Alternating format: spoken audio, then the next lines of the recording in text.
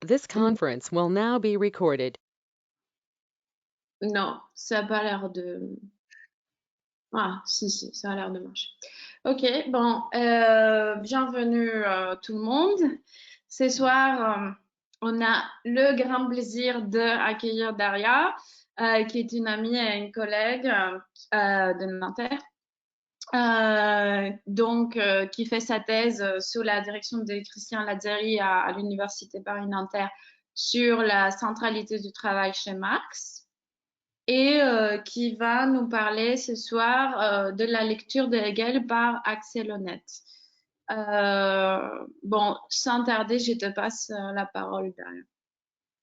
Oui, alors merci beaucoup Johanna pour l'invitation et pour la présentation. Euh, donc mon exposé va être intitulé Honnête lecteur de Hegel, critique sociale et paradigme de la reconnaissance. Euh, donc j'ai changé le titre par rapport à celui qui a été annoncé, qui n'était pas très précis. Et donc dans cette intervention, j'aimerais discuter deux actualisations récentes des principes de la philosophie du droit, dont s'est accompagnée en théorie critique la reformulation du concept de la reconnaissance. Ce concept, donc, qui a été forgé dans les années 90 par Axel Honneth, sous l'inspiration du thème de la lutte pour la reconnaissance qui est développé par Hegel dans la phénoménologie de l'esprit, a en effet connu une importante évolution dans le parcours théorique du philosophe francfortois, évolution marquée par l'abandon progressif de la centralité normative des luttes sociales au profit de la centralité normative des institutions, notamment du marché capitaliste du travail, que l'auteur cherche à justifier, notamment par la référence aux principes de la philosophie du droit. Or, j'aimerais montrer que ce glissement, qui s'appuie sur une lecture très sélective des principes, mine le potentiel critique du paradigme de la reconnaissance, euh, euh, voilà, mine donc le potentiel critique du paradigme de la reconnaissance. Dites-moi si je parle assez lentement, ça va comme ça? Ok. Donc, mon exposé va d'abord se concentrer sur le modèle de la critique sociale qu'Axel Honneth développe sous le nom de reconstruction normative dans le droit de la liberté. Et pour avoir un angle d'analyse plus précis, je partirai de la question des limites que ce modèle possède quand il est appliqué au monde du travail. En offrant une nouvelle perspective sur les luttes sociales et en attirant l'attention sur les enjeux psychologiques du travail, la théorie de la reconnaissance ouvre en effet aux approches critiques du travail un terrain longtemps ignoré.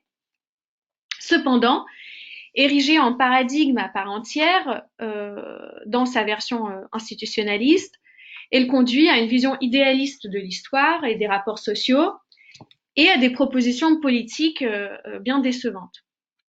Dans un deuxième temps, j'examinerai les corrections apportées à ce modèle par Hans-Christoph Schmidt-Ambusch dans son essai récent Qu'attendons-nous du travail, donc en fait qui propose donc un certain nombre de modifications au modèle honnétien sur la base d'une autre lecture des principes de la philosophie du droit.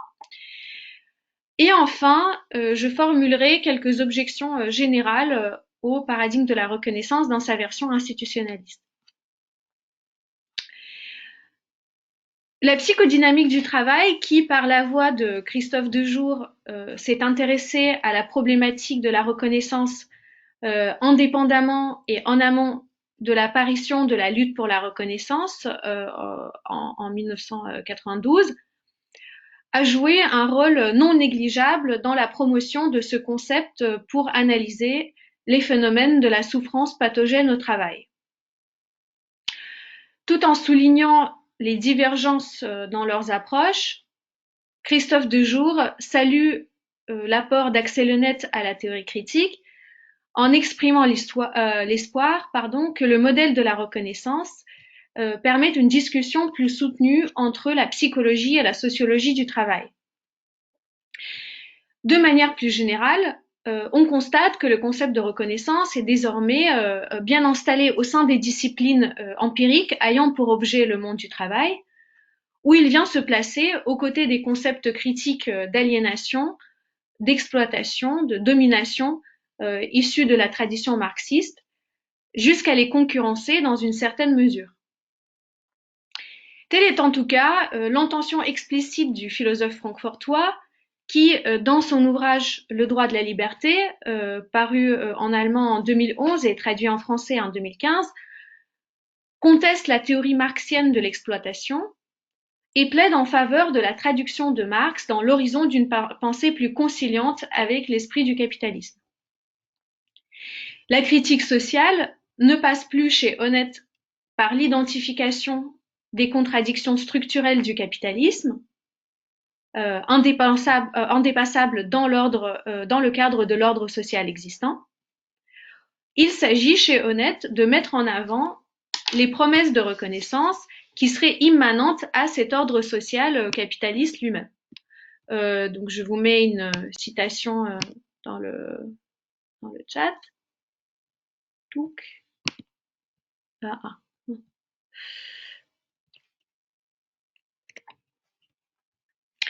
Ni le problème de l'exploitation, ni celui des contrats de travail conclus sous la contrainte ne devraient être compris comme des défauts structurels ne pouvant être résolus que au-delà de l'économie du marché capitaliste.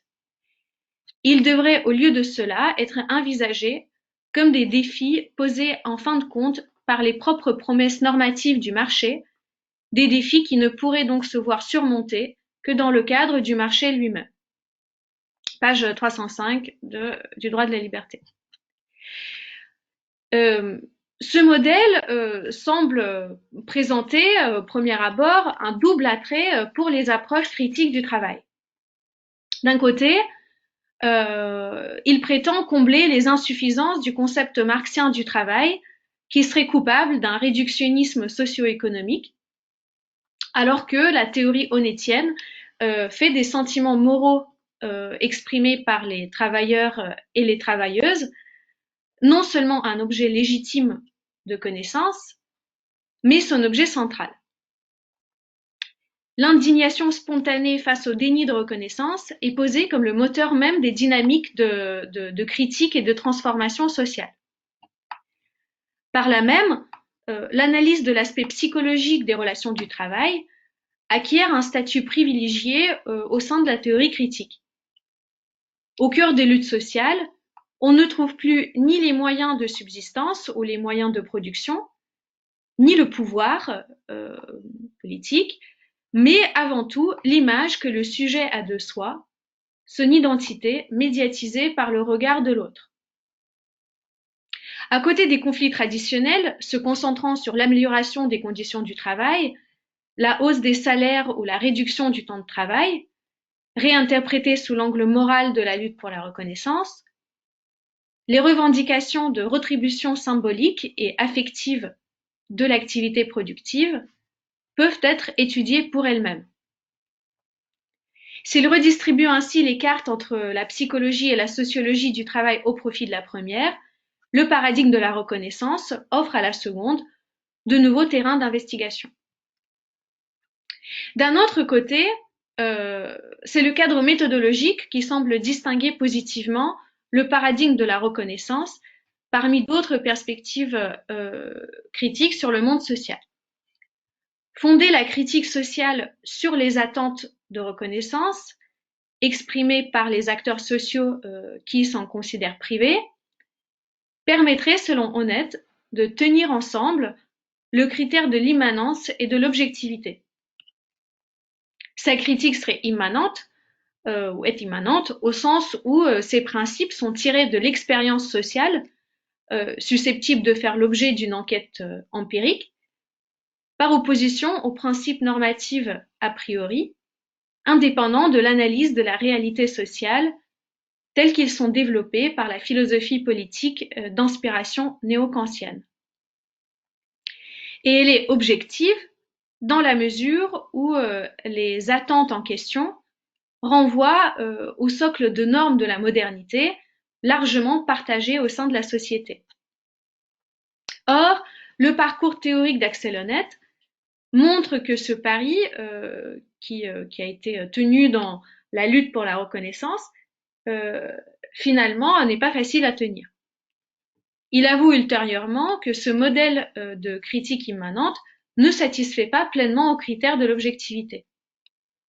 En effet, une fois qu'on a renoncé à l'analyse des rapports sociaux qui soutiennent de telles attentes de reconnaissance, qu'est-ce qui permet de garantir la légitimité des revendications formulées par les individus ou les collectifs et de distinguer les expressions progressistes et réactionnaires de l'indignation, ou encore repérer les mécanismes qui freinent les luttes sociales ou qui parviennent à les domestiquer.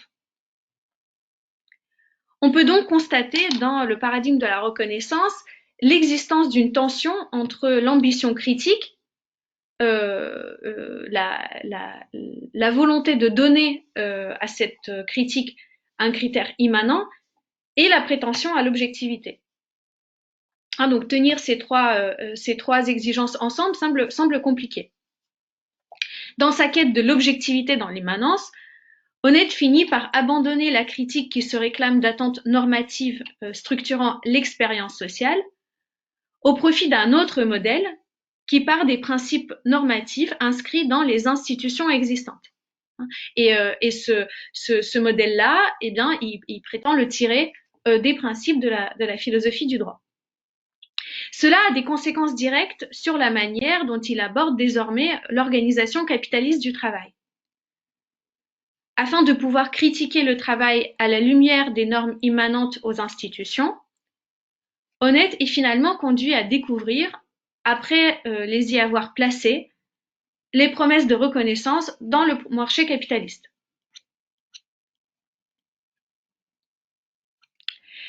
Donc, le droit de la liberté repose essentiellement sur la même prémisse que la lutte pour la reconnaissance. La reconnaissance intersubjective constitue l'expérience anthropologique fondamentale, la condition nécessaire de l'identité subjective positive et le noyau originaire des relations sociales.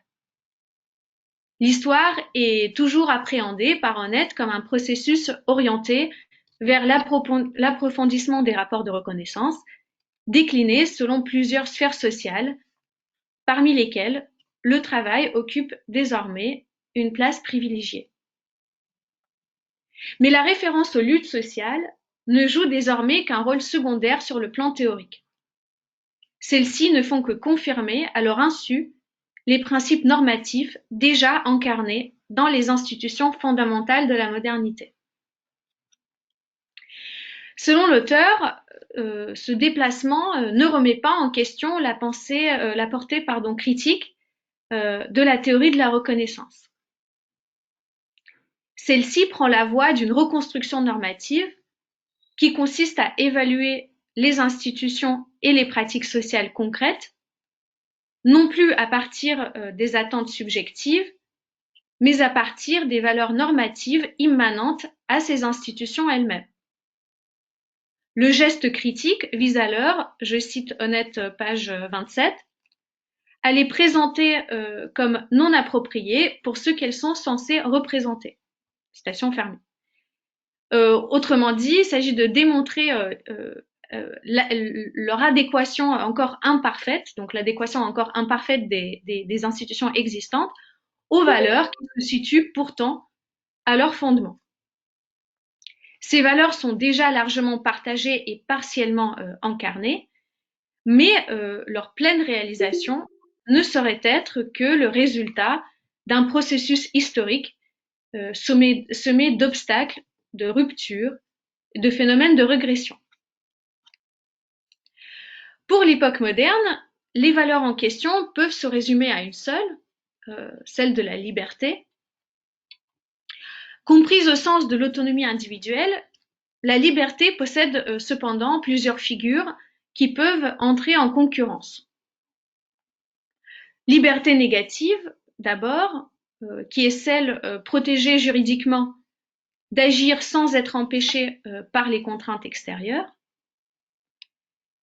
Liberté réflexive ensuite qui consiste à se guider dans son action selon ses propres intentions après examen moral. Et liberté sociale, enfin, se réalisant dans les institutions où les individus peuvent poursuivre leurs fins complémentaires en se vouant à une reconnaissance mutuelle. Seule cette dernière recouvre le concept de reconnaissance tel qu'on le rencontre dans les ouvrages précédents. C'est la figure de la liberté la plus haute, puisqu'elle se détermine non par opposition, mais à travers l'objectivité sociale elle-même. Le modèle de liberté sociale est inspiré par la doctrine hegelienne de l'éthicité, la Sittlichkeit, c'est-à-dire de la liberté concrète se réalisant dans la famille, la société civile et l'État.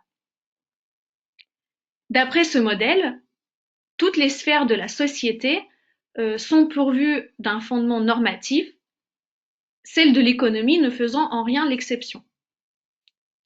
À l'époque moderne, l'institution centrale de la vie économique, ce n'est plus la tribu, la commune ou la seigneurie, c'est par le marché que passe la quasi-totalité des transactions économiques. Par conséquent, Honneth va chercher à démontrer que le marché est une institution de liberté sociale, en tant qu'il présuppose la reconnaissance par les acteurs économiques de leurs besoins réciproques et l'engagement à les satisfaire de manière honnête. Donc même l'économie capitaliste serait au fond une économie morale. Cette thèse n'a pourtant rien d'évident. On peut se demander si le capitalisme ne se caractérise pas justement par l'autonomisation relative des institutions et des comportements économiques. On peut se demander si la logique capitaliste n'est pas en elle-même intrinsèquement impitoyable, orientée vers la seule quête du profit. Honneth répond à cette objection en renvoyant à l'idée hegelienne de la totalité sociale. La sphère économique ne flotte jamais dans les airs, elle repose sur un certain nombre de conditions sociales qui, sans être explicitement stipulées dans les contrats, déterminent pourtant la reproduction harmonieuse du système économique. Rien de nouveau dans cette idée non plus pour celles et ceux qui connaissent les analyses althusseriennes du rôle des superstructures dans la reproduction sociale ou encore les approches néo-institutionnalistes en histoire économique. Mais il faut noter deux déplacements cruciaux chez Honneth. D'une part, les normes morales donc immanentes au marché dont parle Honneth ne relèvent pas de l'idéologie, c'est-à-dire des promesses par définition illusoires, subordonnées aux nécessités fonctionnelles du système capitaliste. Il s'agit au contraire de les tenir pour des promesses de reconnaissance véritables, dont la réalisation effective serait au cœur du processus historique. D'autre part, ces normes ne sont pas présentées comme des conditions extra-économiques de l'économique, ou comme des institutions hors marché au service du marché. Honneth affirme que le principe de solidarité et d'estime mutuelle serait le fondement moral effectif et intrinsèque des marchés concurrentiels eux-mêmes. En faisant référence à Hegel et Durkheim, Honneth écrit que, je vous mets la citation,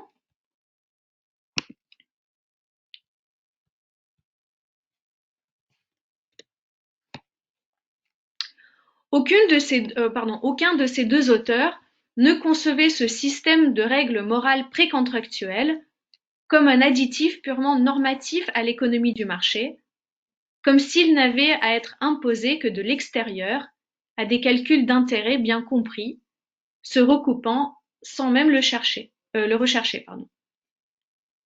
Au lieu de cela, tous deux étaient convaincus que de telles attitudes de solidarité se développeraient nécessairement, comme tout naturellement, chez toutes les parties prenantes, au motif que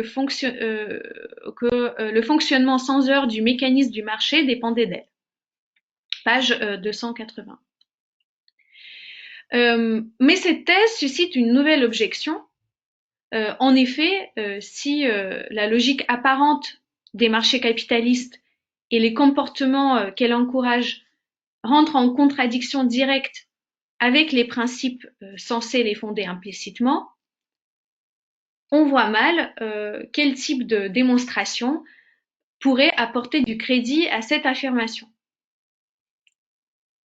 Condition transcendantale des phénomènes marchands, les règles morales précontractuelles paraissent tout aussi indémontrables qu'irréfutables sur le plan empirique. Selon Honneth, il existerait cependant une forme de confirmation indirecte de cette thèse,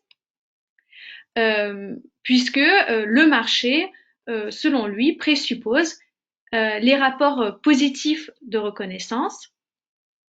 Je cite Honneth, page 77.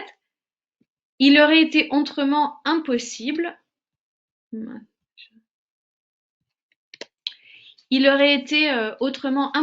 d'expliquer pourquoi et comment ce domaine rencontrait si vite une telle approbation morale chez de larges couches de la population.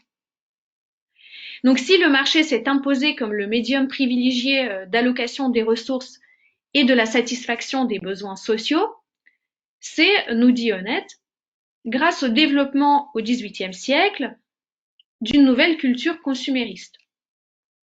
Il affirme que, je cite page 309,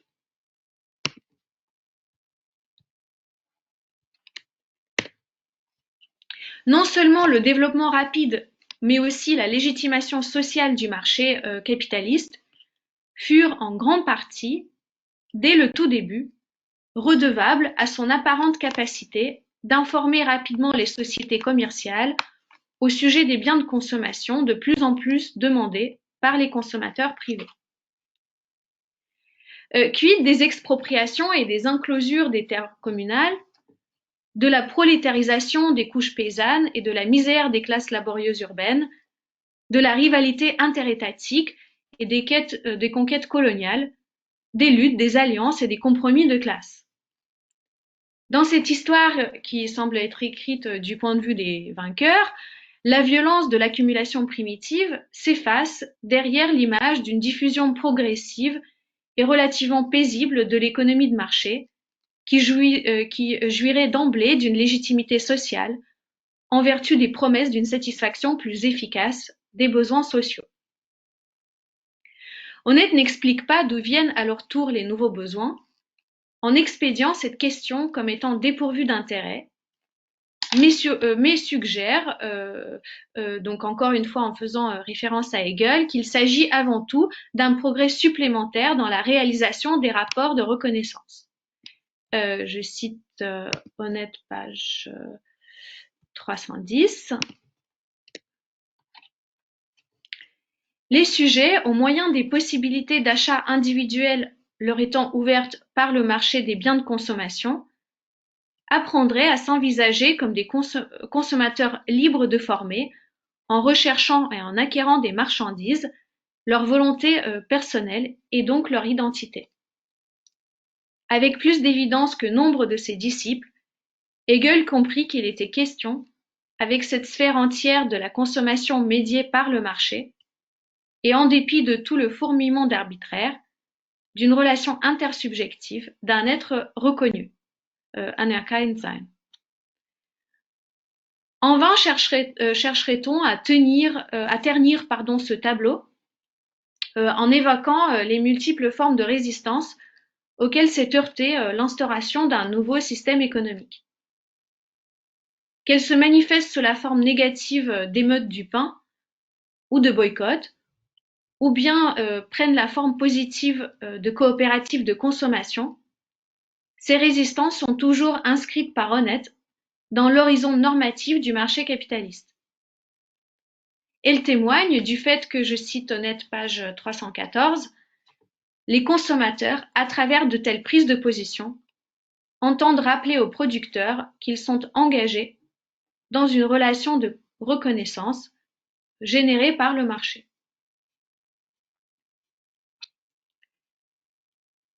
Plus encore que l'acte de consommer, l'acte de travailler participe à la réalisation effective de la liberté sociale. Dit Honneth, page 328. En venant occuper, grâce à ses compétences et ses efforts, une place déterminée au sein du système de coopération sociale, l'individu accède à la conscience de sa propre valeur. Le monde du travail comporte donc des enjeux normatifs décisifs pour la théorie de la reconnaissance.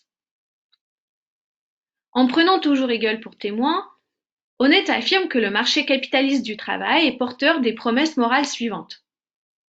Garantir à chaque travailleur et travailleuse un revenu d'existence suffisant, apprécier sa contribution à sa juste valeur en termes de rémunération et de réputation sociale, lui permettre de faire l'expérience de l'intégration coopérative dans la division du travail social. Mais peut-on réellement revendiquer pour le salariat la capacité à répondre à de tels enjeux normatifs? En effet, il est difficile de nier le caractère contraint de la condition prolétaire, ainsi que le désintérêt total du marché pour la satisfaction des besoins les plus élémentaires des classes laborieuses tout au long de la première phase de l'industrialisation. Malgré l'égalité formelle entre le travailleur et l'employeur, la vente de la force de travail révèle de manière directe les inégalités de classe fondamentales. Honneth reconnaît que les travailleuses de la première moitié du XIXe siècle n'ont pas adhéré au salariat de façon volontaire, sur la base de sa prétendue supériorité éthique sur les rapports sociaux précapitalistes. Mais les origines violentes du salariat ne sont pas, selon lui, révélatrices de ses défauts structurels. Honneth rejette aussi bien la théorie de l'exploitation que l'analyse marxienne des rapports de production, en les réduisant aux problèmes de l'ordre exclusivement empirique. Comme pour le marché de consommation, il recourt à une démonstration indirecte des fondements moraux du marché du travail à partir d'une interprétation spécifique des luttes de la classe ouvrière elle-même. Laissant de côté les mouvements révolutionnaires et passant sous silence les rapports de force qui déterminent à chaque fois ce qui est possible de faire et comment il est possible de s'organiser dans la lutte des classes, Honneth soutient que la revendication du droit du travail ou encore les luttes pour l'assurance maladie n'ont de sens que dans le cadre salarial et prouvent donc l'adhésion en dernière instance de la classe ouvrière aux institutions fondamentales du nouvel ordre bourgeois. L'histoire racontée par Honneth est celle où tous les acquis sociaux du mouvement ouvrier sont finalement mis sur le compte de l'autoréalisation dans l'histoire des promesses de reconnaissance contenues des origines dans l'institution du salariat. Le capitalisme organisé, par exemple, qui est plus régulé et plus tolérant vis-à-vis des syndicats et qui s'installe dans les pays occidentaux à la suite de la Première Guerre mondiale, constitue, selon Honneth, le premier grand pas en avant dans l'avènement de la liberté sociale. Ensuite, donc étape suivante, celle du compromis fordiste, avec son système économique à forte dimension planificatrice et distributrice, était le deuxième grand pas en avant dans le progrès de la liberté sociale. Enfin, par rapport à cette période de progrès discontinu mais incontestable, qui a duré plus d'un siècle, l'économie néolibérale est décrite comme, je cite, une désorganisation de l'économie capitaliste, page 380, donc comme une époque d'un oubli des promesses originaires du marché, sans que l'on comprenne vraiment les raisons de cette régression. En tout cas, bon, qui vraiment semble être impossible à expliquer du point de vue de la théorie honnetienne. Pardon. Avec Honnête, nous sommes donc loin de l'image de la bourgeoisie qui produit ses propres fossoyeurs et du capital qui travaille à sa propre dissolution, donc les images que l'on peut trouver chez Marx et Engels. Au contraire, nous voyons ici un prolétariat qui impose au capital sa propre morale, les luttes ouvrières qui réalisent à leur insu l'esprit du capitalisme. Donc cette reconstruction historique de l'histoire des marchés capitalistes et de leur interaction avec la société est problématique à plusieurs égards. Si le marché lui-même ne dispose d'aucun instrument pour effectuer les rapports de reconnaissance qui le fondent, autrement dit, si ce processus n'est ébauché que par une limitation drastique de la logique du marché par d'autres institutions, telles que le syndicat, le coopératif, l'État, etc., ne devrait-on pas abandonner la thèse de la moralité immanente du marché? La fragilité du modèle honnêtien est particulièrement flagrante lorsqu'on considère les caractéristiques principales du capitalisme néolibéral. C'est à l'heure du décloisonnement définitif des marchés nationaux et de l'extension maximale de la logique marchande dans toutes les autres sphères de la vie sociale que les mécanismes de reconnaissance constitutifs de la liberté sociale s'effondrent de sorte qu'on ne saurait attribuer à cette évolution le nom d'une simple dérive par rapport aux exigences intrinsèques du marché. Dans son essai Qu'attendons-nous du travail, paru en français en 2019, Hans-Christoph Schmidt-Ambusch note à juste titre que, je vous mets la citation, que la liberté sociale ne possède aucun élément qui serait exclusivement garanti par les marchés capitalistes ou non. Les membres d'une association fourriériste ou saint-simonienne pourraient eux aussi faire l'expérience de leur incomplétude individuelle et ils pourraient également se manifester les uns aux autres de la reconnaissance ou de l'estime sur la base de leur activité professionnelle. Mais si les économies du marché ne sont ni nécessaires pour réaliser les divers éléments de la liberté sociale, ni susceptibles de déployer pleinement cette sorte de liberté, on peine à entrevoir comment pourrait se justifier la thèse de Honneth, qui relève de la théorie sociale, selon laquelle la liberté sociale est la valeur centrale des économies modernes. Donc, page 33-34. Afin de corriger le modèle honnêtien, Schmidt-Ambusch propose dans son texte une lecture alternative des principes de la philosophie du droit.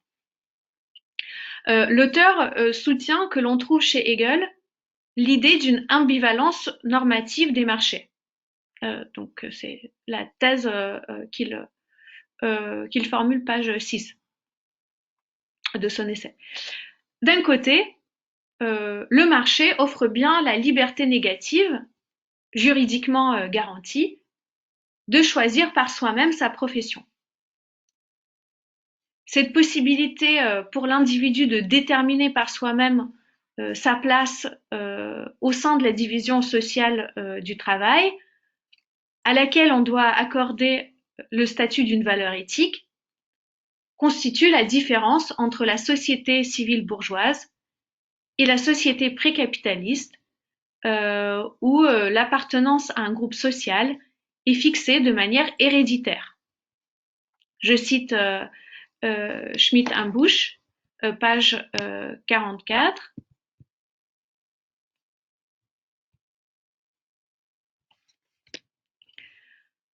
En revanche, ce que nous ne manifestons pas dans la sphère de l'économie et ne souhaitons pas y manifester, c'est l'engagement réciproque pour le bien-être d'autrui, dont Honneth fait un élément de la liberté sociale.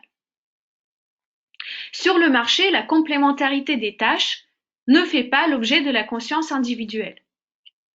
Selon Hegel, la dynamique concurrentielle qui anime la sphère du marché encourage la mécanisation de la production et compromet ainsi de manière continue l'intégration sociale d'une partie toujours croissante de la population, soit à cause de la déqualification de sa force de travail, soit à cause de la perte pure et simple de l'emploi.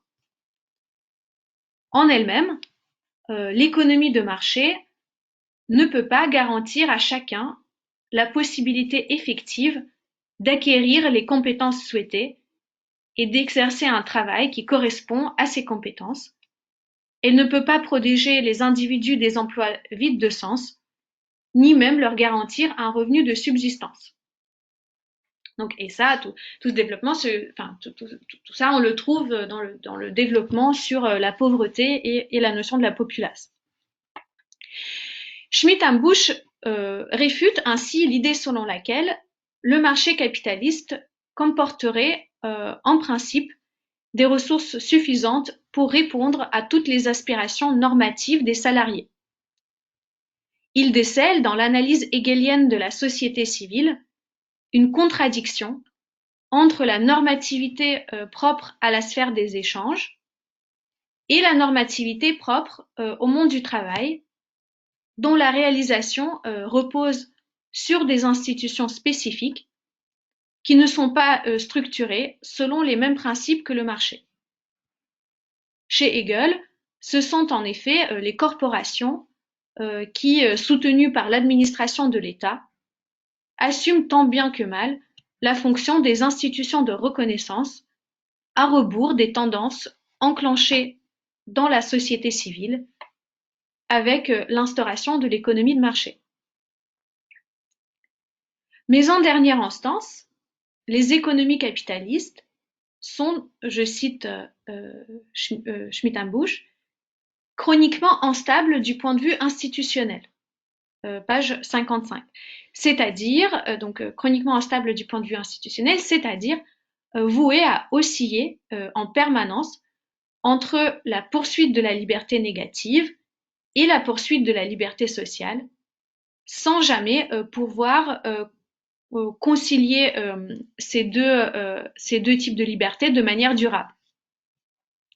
Là où Honneth ne voit chez Hegel qu'un seul principe normatif, valable aussi bien pour le marché du travail que pour le marché des biens et des services, Schmitt-Ambush rappelle qu'il manque dans la sphère du marché la visée explicite du bien commun, visée qui n'est immédiatement présente qu'au niveau de la corporation ou, pour dire dans les termes plus actuels, au niveau du collectif du travail. L'image de la société moderne comme société traversée par deux dynamiques hétérogènes, dont chacune a son fondement normatif propre, permet à première vue de sortir des impasses de l'hypothèse honnetienne. Elle réintroduit dans la théorie critique l'élément de la contradiction et permet, selon Schmitt-Ambush, d'élaborer une critique forte du néolibéralisme. Page 7. Mais il est tout aussi problématique, de notre point de vue, d'opposer au sein du monde de production capitaliste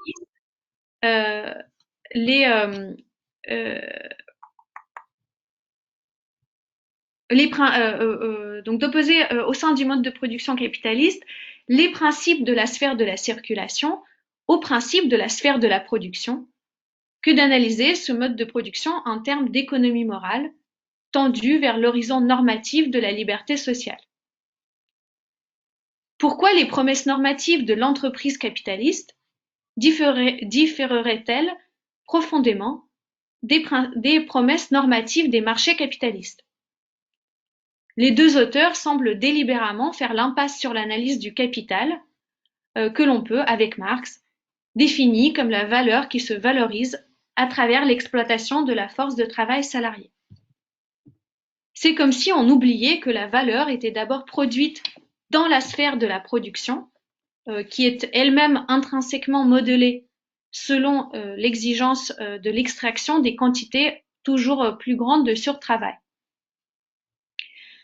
Honnête esquive cette analyse du capital en abordant le travail exclusivement du point de vue du marché du travail, c'est-à-dire des relations contractuelles entre les individus formellement égaux, en laissant dans l'ombre aussi bien la situation de dépossession qui conditionne en amont ces relations que les rapports de subordination qui structurent en aval le procès capitaliste de travail. Que l'on adhère ou non à la théorie de la valeur travail, on ne peut nier que l'inégalité économique et l'inégalité de pouvoir sont des conditions structurelles du rapport salarial.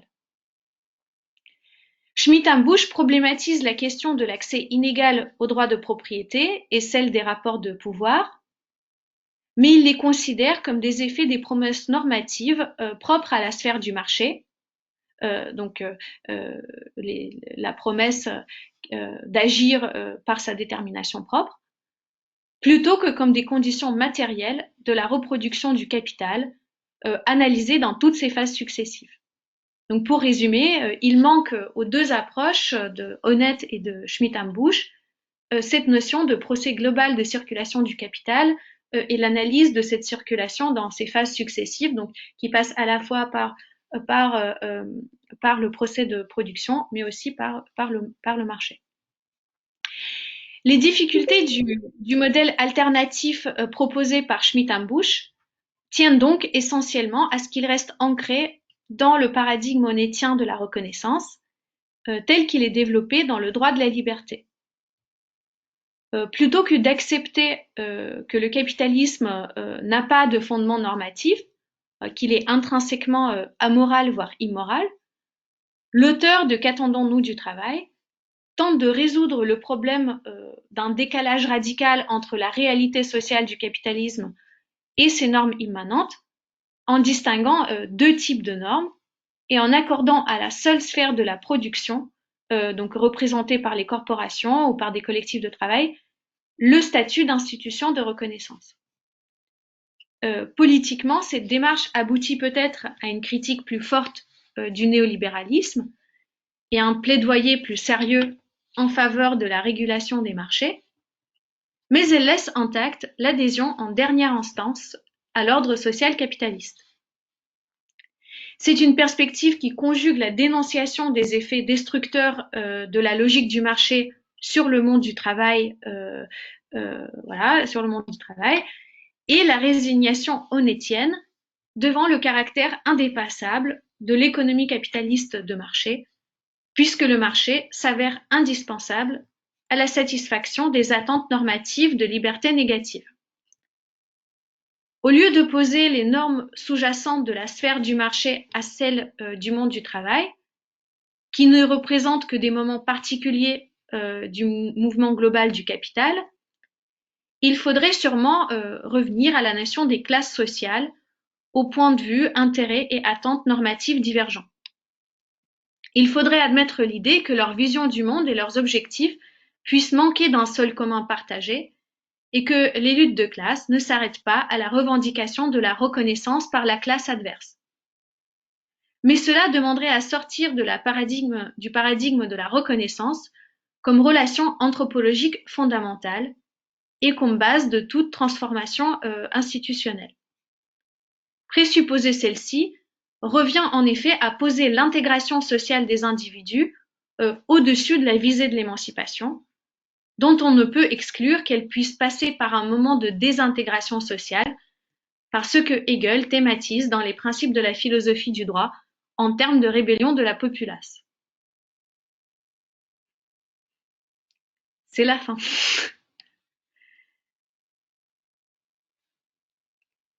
Merci beaucoup, Daria, pour cette présentation très claire, vraiment très riche aussi et qui nous a remis un peu sur nos pieds dans ce séminaire, puisque c'est la première présentation qui porte sur les sociales depuis. J'avais perdu, moi, la présentation de la semaine dernière, mais ça vient après une première présentation continuer un cycle sur le social qu'on a commencé après une première période de conférences, de séances sur la logique et des sujets beaucoup plus épistémologiques, des aspects plus épistémologiques. Il y avait peut-être pas assez de Hegel dans cette présentation, par contre. Je suis désolée, mais on peut après en discuter aussi dans la. Oui, oui, exactement. On peut revenir vers Hegel dans la discussion. En tout cas, je pense que c'est possible et ce serait très intéressant de le faire. Comme d'habitude, on peut faire un tour de parole en écrivant. Si vous voulez prendre la parole, vous écrivez votre nom dans le chat. Et je vais voir là s'il y a déjà des questions. Est-ce que quelqu'un veut commencer par poser une question à Daria ou faire une remarque? Vas-y, oui, c'est Félix qui commence. Et ensuite, vous écrivez votre nom et on vous donne la parole.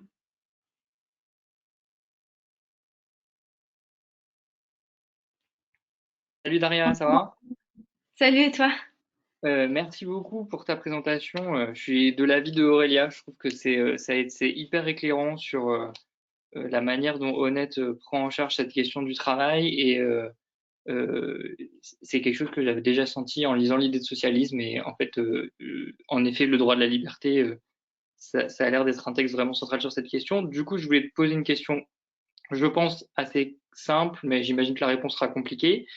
C'est que on a bien compris comment il y avait une insuffisance dans la conception honnêtienne de la reconnaissance à penser les effets de l'exploitation sur la subjectivité des individus.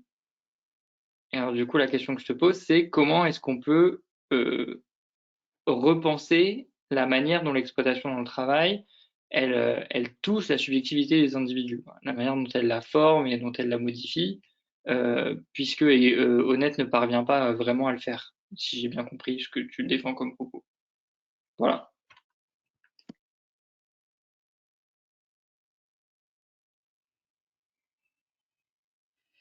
Euh, bon, je vais peut-être une autre question parce que je vais réfléchir là, je peux pas répondre tout de suite. Je vais peut-être.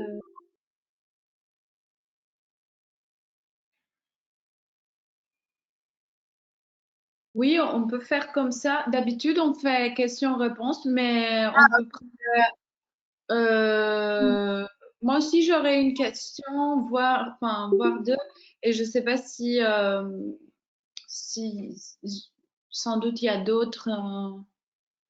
Euh, Moi, bon, je sais pas. Non, mais je peux répondre. En fait, je sais pas si je l'ai dit, si je l'ai dit comme ça, si j'avais dit que le problème du modèle de la reconnaissance, surtout dans sa version institutionnaliste, ça serait que ça permet pas de penser les effets de l'exploitation sur la subjectivité des individus. Moi, je pense au contraire, et c'est la raison pour laquelle d'ailleurs c'est la psychologie du travail, la psychodynamique du travail s'intéresse au concept de reconnaissance, c'est parce que justement ça permet en fait de mettre en avant la subjectivité, en fait les effets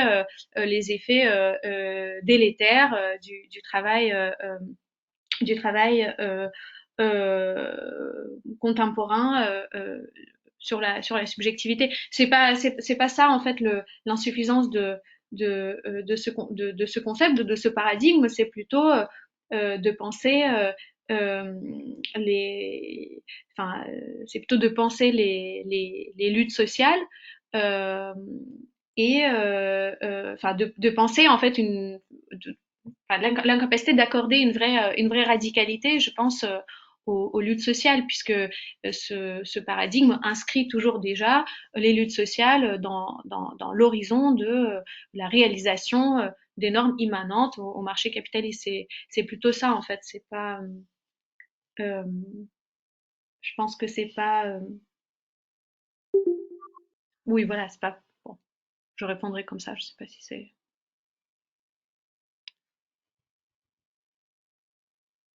Si c'est suffisant.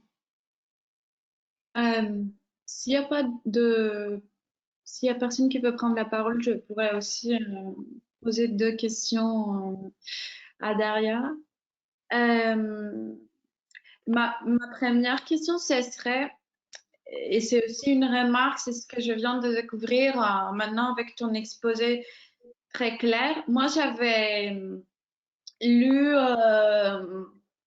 la lutte pour la reconnaissance et j'avais eu cette impression qui est peut-être fausse que le paradigme qu'utilisait, enfin, oui, le paradigme et aussi l'exemple qu'utilisait Honnête pour penser la reconnaissance était juridique. Et là, de ce que je comprends, de ce que tu as dit, je vois que la reconnaissance chez lui a cet aspect justement très psychologique, psychodynamique que tu viens de mentionner. Euh, et je pense que c'est intéressant de voir, de te demander en fait ce que tu penses de cette articulation entre le niveau juridique et le niveau psychologique de ces deux aspects de ce concept, parce que déjà les différents volants du concept de la reconnaissance sont un problème même pour les hégéliens purs et durs, dans le sens où c'est un concept à plusieurs facettes et c'est très difficile de les faire tenir ensemble. Mais aussi parce que justement, là, pour le problème que tu poses, je trouve que, en fait, cet aspect psychologique, il peut, et il n'est pas sans lien avec le problème que tu poses, parce que l'aspect psychologique, finalement, ça réduit la reconnaissance à la manière dont les autres nous voient, comment ils apprécient ou pas notre travail, mais, ou de manière peut-être plus matérialiste, la rémunération du travail. Mais ça touche pas peut-être au rapport de production et alors que la reconnaissance, si elle était envisagée comme un concept qui doit décrire une égalité radicale entre les membres d'une société, ça pourrait aller jusqu'à signifier aussi une restructuration complète de rapports de production pour qu'il n'y ait pas de rapport d'exploitation parce que ça annulerait le principe de l'égalité de tous. Ce serait ma première question et je pense que je vais m'arrêter ici et poser l'autre question après si tu veux pour faciliter la discussion. Alors, du coup, merci en fait pour ta remarque. Tu vois, moi j'ai pas du tout fait ces distinctions dans mon exposé. Alors après, je sais pas si tu peux, parce que c'était un peu long, du coup j'ai pas compris où était la question, mais en fait, donc en fait, voilà, donc tu dirais donc il faut distinguer même quand il part de la reconnaissance dans la sphère du marché, il faut distinguer l'aspect juridique, c'est-à-dire tout simplement la reconnaissance de l'un par l'autre comme un acteur du marché avec qui on peut avoir un- des échanges selon un certain nombre de règles. Et puis, psychologique, ce serait plutôt de l'estime, voilà, c'est ça, non? Oui, oui, Des exactement. aspects. Et si j'ai bien noté, parce que je pense que tu l'as mentionné à un moment donné, c'est ces autres volants non juridiques, non formels, relevant non pas du droit de trait, comme on dit, ce serait quoi? Ce serait la rémunération, la possibilité de voir son travail reconnu par les autres dans le sens moral du terme. Et tu as dit la participation à la coopération, donc la possibilité de développer de l'activité syndicale, enfin de participer de cette manière plus organique. Enfin voilà, tu vois, en fait, moi j'ai jamais trop réfléchi à cette question. Mais par exemple, oui, en effet, chez Hegel, tu vois, quand il parle de l'honneur qui est attaché à l'État, à un État, donc l'honneur qui est justement une forme de reconnaissance sociale de l'individu tel qu'il participe à une corporation professionnelle. Voilà, c'est quoi en fait? C'est plutôt euh, Est-ce que ça, tu dirais aussi que enfin, on peut parler de la reconnaissance au sens psychologique du terme dans ce cas-là? Je sais pas si c'est réductible au psychologique. Qu'est-ce que ça, on mettrait dans quelle catégorie? Je ne sais pas, justement, c'est ça la question qui est intéressante parce que il y a des affects aussi, mais des effets sur la subjectivité qui Hmm, viennent de processus de reconnaissance qui se passent dans le social et hmm, qui, à mon avis, c'est pas forcément très intéressant de les voir comme psychologiques. Euh, mais la question est comment les voir autrement. Et à mon avis, ce serait non plus pas très égalant de le voir comme psychologique parce que ça présupposerait de se tourner vers ce que le sujet ressent, ce que le sujet pense en lui, en lui, dans son fort intérieur, comme il dit. Et c'est pas quelque chose qui l'intéresse beaucoup dans sa théorie sociale et politique et morale. Hegel. Mais je sais pas qu'est-ce que c'est volant qui se trouve entre le juridique et les psychologiques.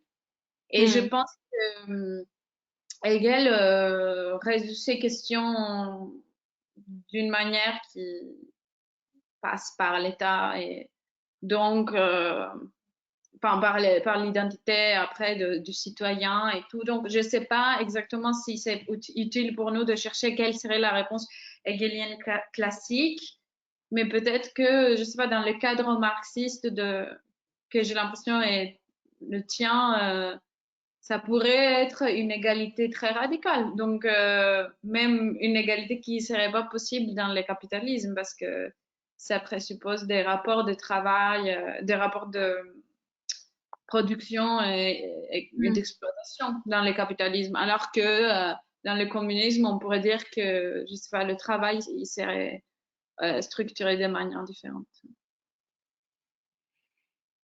Oui, mais alors bon, enfin, faut que je réfléchisse à ça, mais euh, bon, je sais pas, faut que j'ai pas trop de réponses, j'avoue. Oui, moi non plus, je n'ai pas de réponse, c'était une remarque plutôt que une question aussi dans ce sens. Euh, il y a une question de Pierre-François Moreau. Et Oui, ensuite, une merci beaucoup. question de Merci beaucoup pour cet exposé d'abord. En fait, moi, ma question, juste, elle est assez simple, c'est-à-dire, c'est quoi une institution pour Honnête? Parce que donc, du paradigme, premier paradigme de la reconnaissance au paradigme de la reconnaissance institutionnaliste, bah, justement, j'ai l'impression que, enfin, on voit assez bien les limites du premier paradigme, enfin, qui, moi, me semble quand même effectivement très psychologique. Et donc, on se dote d'un sujet, comment dire, opposé au social, doté d'un intérieur, d'un extérieur. Et, euh, et du coup, en cela, est-ce que l'institution pour Honnête, c'est une manière euh, enfin, vous avez cité du coup Durkheim notamment, est-ce que c'est une manière de passer une vision plus holiste et donc de se détacher de cette forme de sujet psychologique premier. Enfin voilà, du coup c'est enfin globalement voilà comment est-ce qu'il définit institution. Merci en tout cas. Ouais. Oui, alors bon, donc là tout de suite, bon, je sais pas si je vais pouvoir formuler la définition précise, mais en gros, oui, en effet, c'est enfin l'approche institutionnelle, l'introduction de l'approche institutionnaliste est une manière de satisfaire à ce critère d'objectivité dont j'ai parlé au début de mon exposé. Donc l'institution, en fait, c'est le la, la, la, la réalisation dans l'objectivité de la liberté sociale. Enfin, moi, je dirais que, en fait, ça a le même sens que à l'institution chez Hegel, le même sens que à chez Hegel, la famille, la corporation, etc. Donc c'est le euh, le lieu de la conjonction entre je sais pas, comment on dit, l'universel et le particulier, ou dans votre langage hegelien que je ne maîtrise pas peut-être assez bien. Donc, enfin de la liberté subjective et de la liberté objective.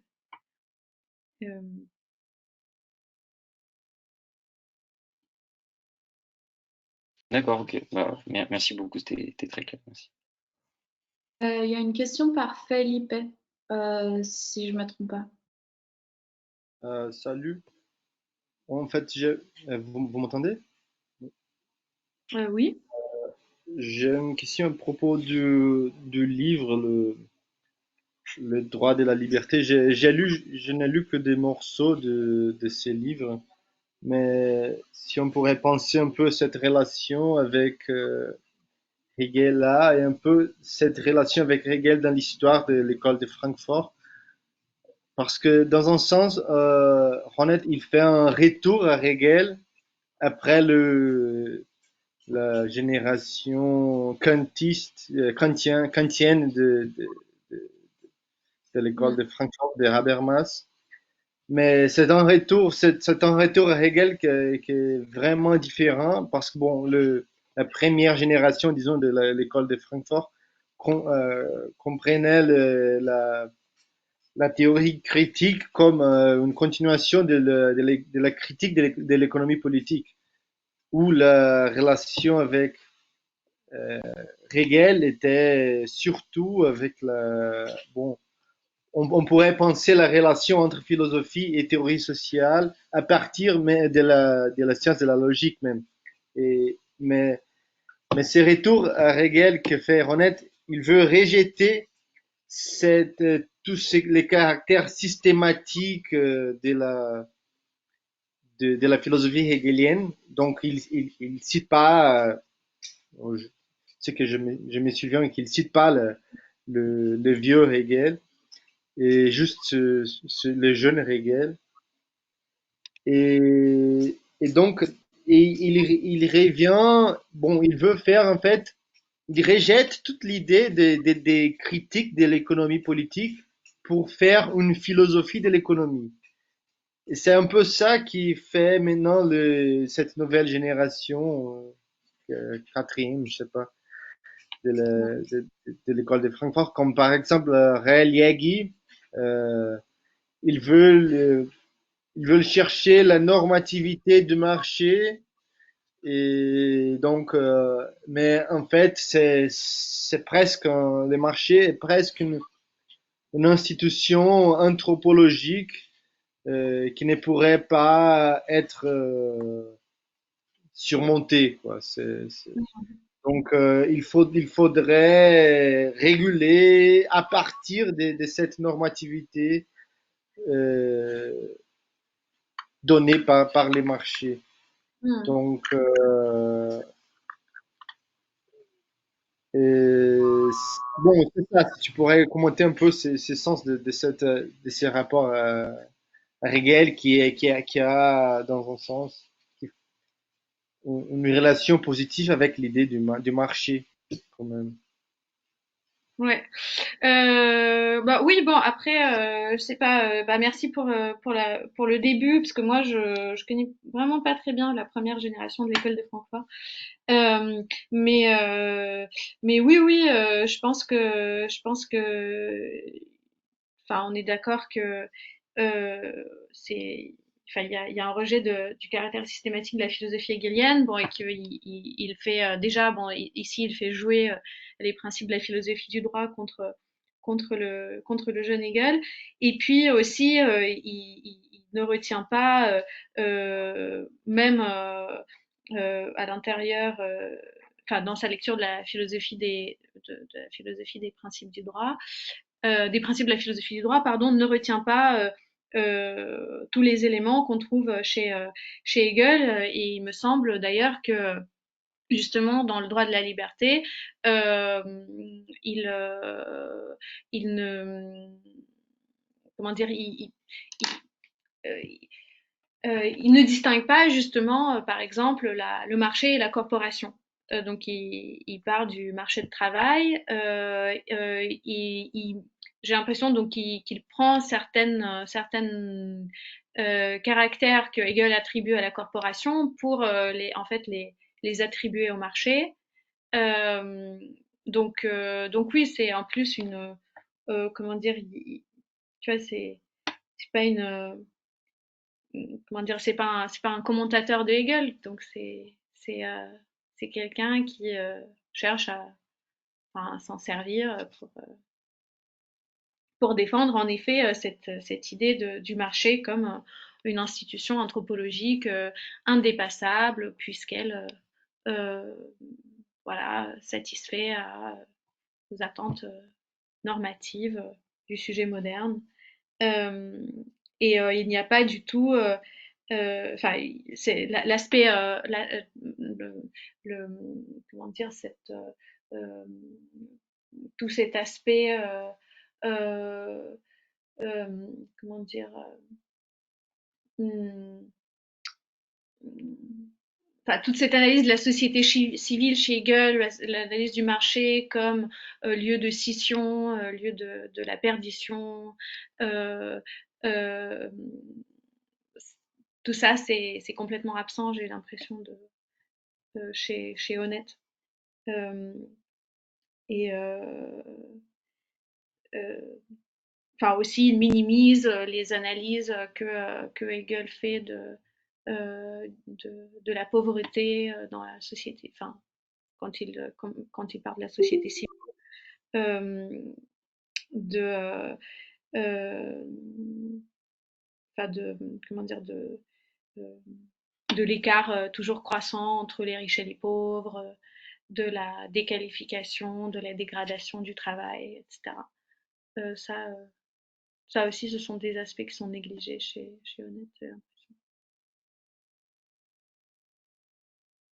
Oui, justement, je trouve que c'est... Merci de ce que tu viens de dire parce que ça pose aussi le problème de l'usage de Hegel que fait Honnête qui, je pense, est assez euh,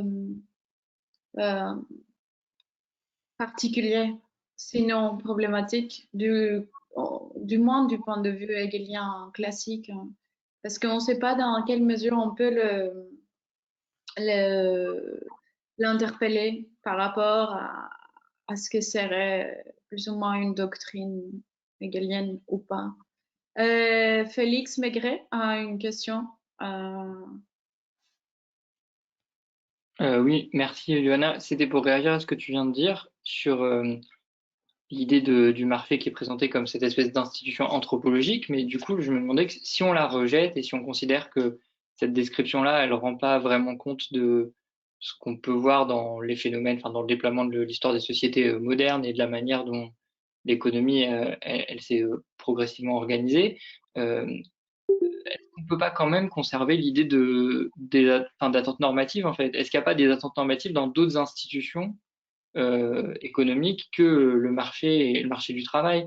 Et est-ce qu'il n'y a pas dans des manières alternatives qui existeraient de, de présider au fonctionnement de la production et de la répartition des biens dans une société aussi des attentes normatives qui seraient pas les mêmes que celles que Honnête présente relativement à la question du marché, donc qui seraient pas forcément centrées sur la question de la liberté de contractualité, de la reconnaissance des sujets par les autres comme des sujets de droit qui peuvent engager une relation contractuelle, mais où il y aurait une autre manière, enfin d'autres types d'attentes normatives qui sont construites à partir d'autres conceptions de la liberté peut-être.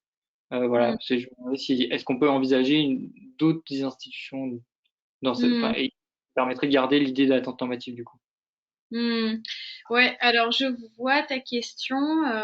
Alors voilà, par exemple, est-ce qu'on ne pourrait pas, si je sais pas, j'imagine, hein, j'essaie en fait, d'imaginer plus concrètement ce que tu voulais dire.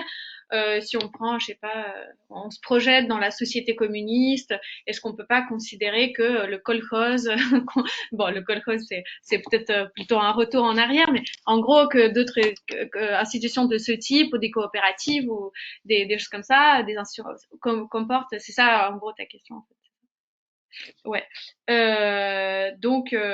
Du coup, donc en fait, est-ce qu'on peut, au-delà de la critique qu'on peut faire de cette fixation sur le marché chez Honnête, est-ce qu'on peut garder le concept, enfin l'idée des attentes normatives propres aux institutions? Ouais, Alors, juste pour je sais pas, compléter, parce qu'en fait, je trouve que c'est une question intéressante. Après, le fait est que justement, je disais quand on m'a posé la question sur la définition de l'institution, il me semble que ce qui est quand même important dans cette idée de l'institution, c'est que il s'agit de chercher les attentes normatives dans les institutions qui sont déjà objectivement existantes, qui sont déjà en fait dominantes en quelque sorte, dans lesquelles donc les attentes normatives sont déjà partiellement réalisées, mais ne sont pas encore réalisées complètement. C'est en cela en fait que la critique peut rester immanente chez Honnête.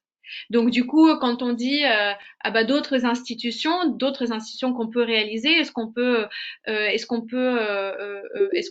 utiliser toujours cette idée de l'attente normative en institution? Bah du coup, on quitte dans ce cas-là la critique immanente, non? Dans ce cas-là, non? Je sais pas. Tu vois ce que je veux dire? ouais, je vois ce que tu veux dire, mais du coup, ça implique, enfin, moi je trouve que ça ouvre quand même une perspective qui est de penser la relation du sujet aux institutions sociales en envisageant la possibilité d'une relation qui soit pas perturbée, si tu veux, par exemple, l'exploitation du travail ou par des modalités sociales d'effectivité qui viennent en fait perturber ce que serait une relation vraiment pleine ou vraiment, enfin, tu vois, vraiment effective entre le sujet et l'institution. C'est pour ça que je te posais la question de l'effet de l'exploitation sur la subjectivité au début, parce que je trouve que ton exposé, ça ouvre vraiment dans cette perspective. Là, oui, c'est sûr qu'on sort de la critique immanente, mais il y a peut-être un truc normatif à penser différemment. Enfin, voilà, ça Hmm, me faisait penser à ça, du coup. hmm,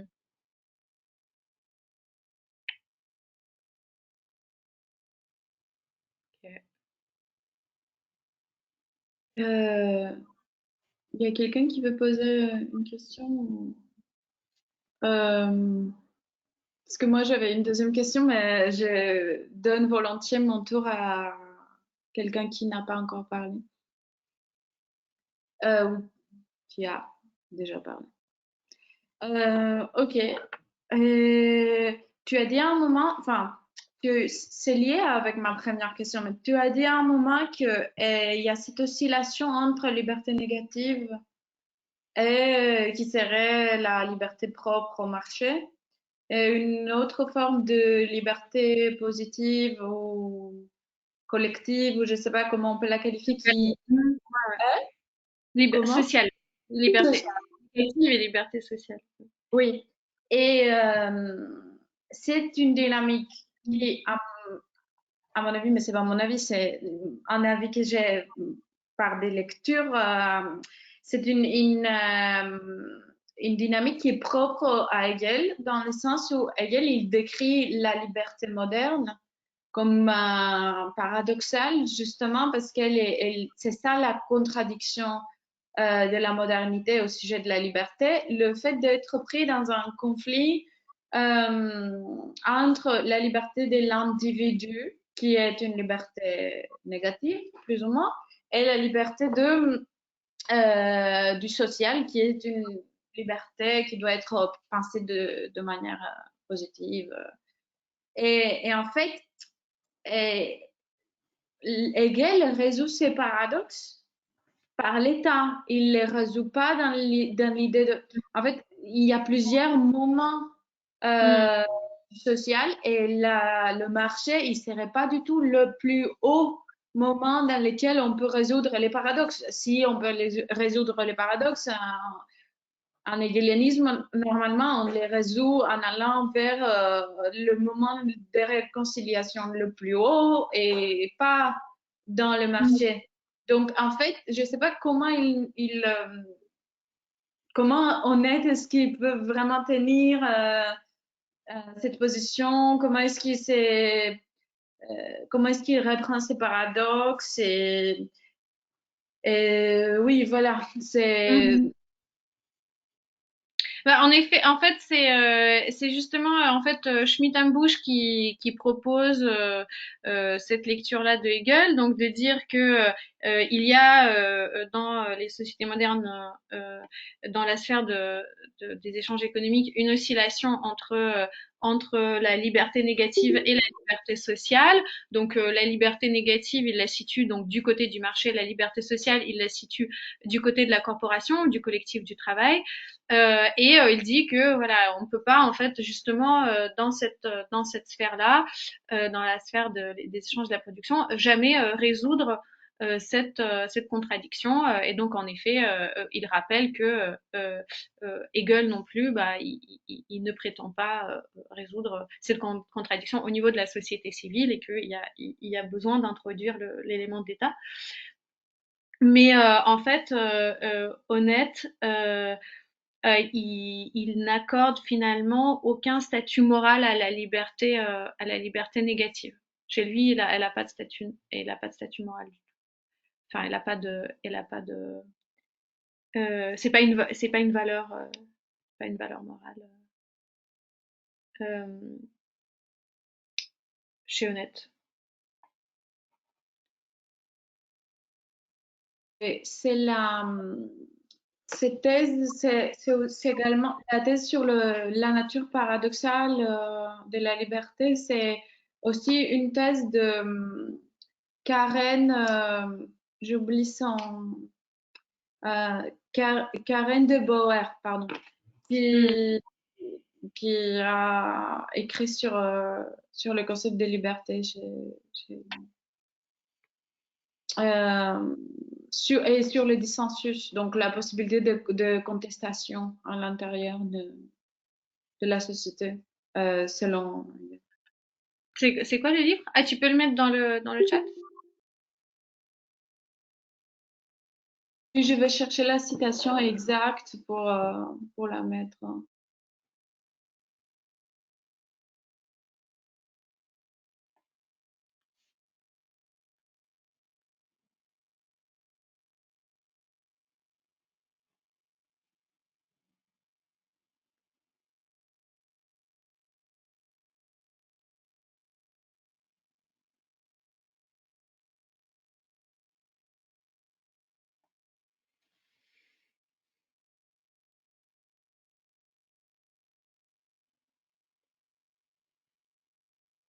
Je crois que ouais, c'est Freedom and Dissent in Hegel's Philosophy of Right et c'est Karen de Boer, B-O-E-R,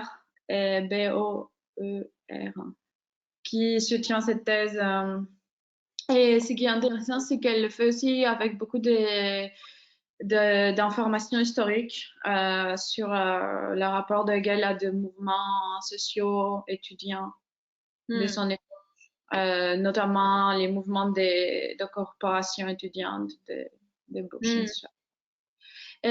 Oui, Felipe veut poser une question, bien sûr. Est-ce que tu as peut-être aussi tu connais des gens qui ont fait cette comparaison parce qu'il y a aussi une tradition qui a pensé la reconnaissance chez Hegel, la tradition française qui commence avec Kojève et après Sartre et après Lacan et tout ça. Et j'ai l'impression bon que la tradition française qui pense la reconnaissance non à partir de la philosophie du droit, mais à partir de la phénoménologie de l'esprit et de la lutte de, de maître et d'esclave, je sais pas comment la traduction en français. Mais c'est beaucoup plus, disons, conflictuel, cette conception française de lutte pour la reconnaissance, disons. Et parce que, bon, et dans un sens, et Honnête, comme toute cette tradition allemande après Habermas, a une conception pacifiée des luttes. Disons, c'est trop pacifique parce que bon, le capitalisme allemand est vraiment pacifique. Et bon, et c'est un peu ça. On lit Hornet, on a l'impression qu'il se sert juste pour un petit quartier de Berlin, mais, Mm. mais ça explique pas trop, je sais pas, au Brésil, disons. Mais, et en fait, et c'est ça parce que c'est toujours ces modèles des théories critiques qui favorisent l'intersubjectivité. Parce que bon, chez Habermas, c'était la communication, mais là, mais avec Kant, le pragmatisme, tout ça. Mais chez Honnête, c'est la reconnaissance. Mais la reconnaissance, c'est presque la même chose que la communication chez Habermas. C'est dans un sens, c'est une utopie commerciale, presque, qui est fondée sur les marchés. Et, bon, même la communication chez Habermas, c'est aussi c'est l'idéal du commerce. C'est l'idéal du commerce. C'est comme le commerce qui pacifie les conflits et qui, qui, qui possibilite la compréhension mutuelle et tout ça. Et la reconnaissance chez Ronette, c'est un peu la même chose. C'est, c'est toujours ces genres de relations intersubjectives, pacifiques, médiées par les marchés, ce qui, où il n'y a pas des conflits trop graves. Ouais. Les conflits sont pas très graves. Donc, c'est ça. Oui, oui, bah, je suis d'accord avec toi, même s'il reste encore, bon, en fait, il parle beaucoup de lutte finalement dans le droit de la liberté, sauf que cet aspect conflictuel, il est toujours subordonné à l'horizon de enfin, toujours déjà subordonné à l'horizon de la réconciliation. Et, euh, ouais, il n'a plus de, enfin, l'aspect conflictuel, il n'a plus d'efficacité propre, quoi.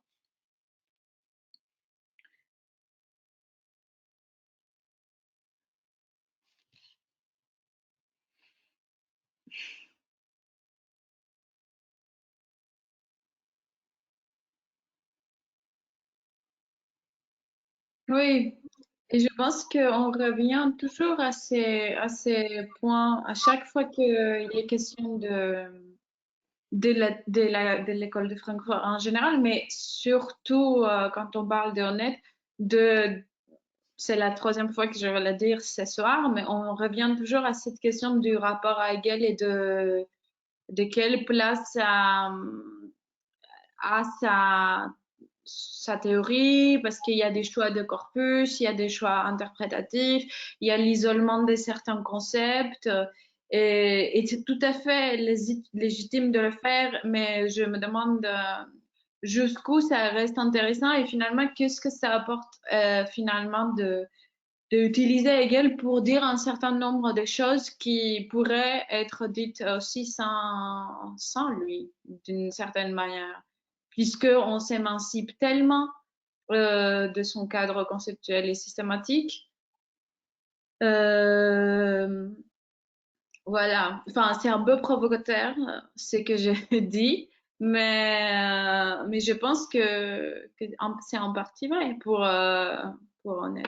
Mais je suis pas une grande. J'ai pas consacré beaucoup de temps à le lire à part la lutte pour la reconnaissance, mais c'est la question qui m'a été toujours spontanément née à chaque fois que je lisais Honnête.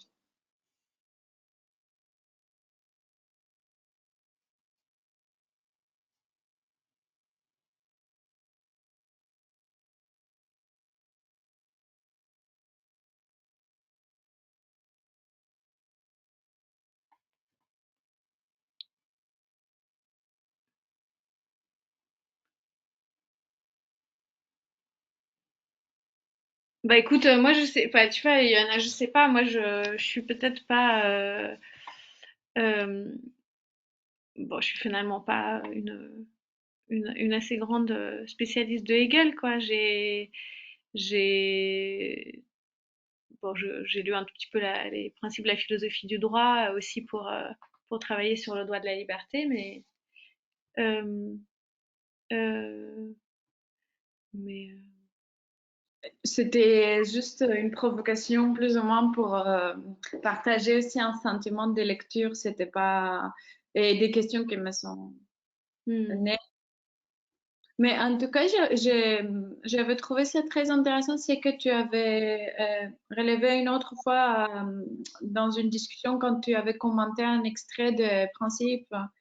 Ouais, En liant ça avec Marx et que tu avais posé précisément la question de ce que la reconnaissance veut dire dans le cadre de l'automatisation et aussi. ouais, ouais. Ouais. S'il n'y a pas d'autres questions, est-ce qu'il y a d'autres questions? Je vois pas de questions dans le chat. Euh, donc, on peut profiter pour annoncer la séance de la semaine prochaine, qui est une séance de lecture, qui sera présentée par Thierry Dest, qui fait partie de l'équipe du séminaire. Et ce sera un extrait du livre de Frank Fischbach, L'être et l'acte, enquête sur les fondements de l'ontologie moderne de l'agir. Ce sera le chapitre L'esprit en acte. C'est le 18 mars à 18h30 comme d'habitude. Je pense qu'on pourra aussi terminer la séance s'il n'y a pas de remarques, questions. Merci encore une fois, Daria, de nous avoir fait comprendre tout ce qu'il faut savoir sur Axel Honnête et tout ce qu'il faut répondre à chaque fois quand on discutera avec quelqu'un qui défend sa théorie. Et merci à tout le monde d'avoir assisté. Bah, merci, Anna.